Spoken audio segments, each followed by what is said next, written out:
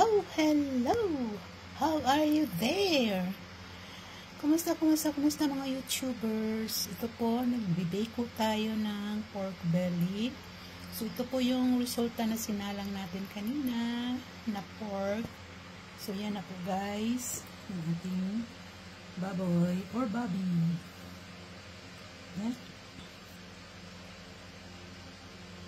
So, meron po tayong apple dito sa gilid. Yan po ating dessert. Okay, guys. Kunti lang ating niluto kasi nagpa-budget po tayo. So, guys, thank you for watching.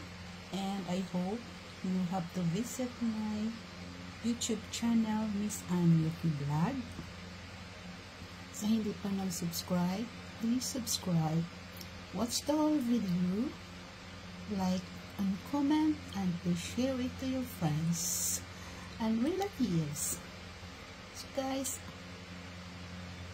please follow Miss Ann Yuki Vlog once again. Baked pork belly. Yeah.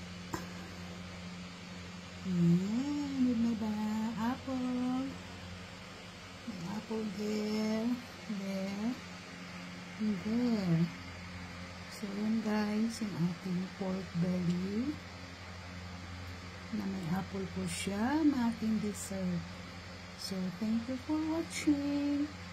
So, sa hindi pa nakaalam guys, ang ingredients po natin dito is okso, then toyo, patis or asin, paminta, konting sugar, tapos ibabad mo siya ng maybe 30 to 1 hour, 30 minutes to 1 hour.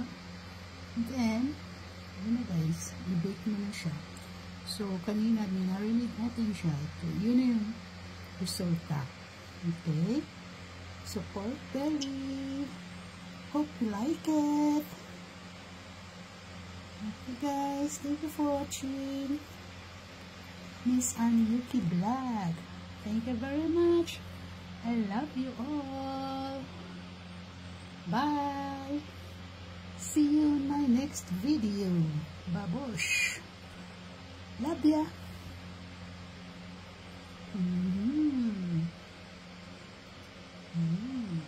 Sarap guys. Okay. Wow. Yung ating pork belly. Yummy, yummy.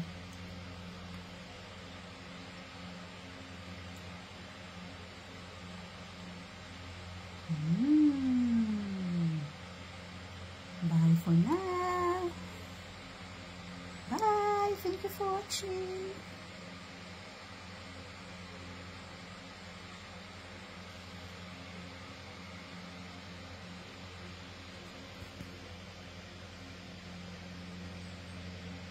Baked pork belly.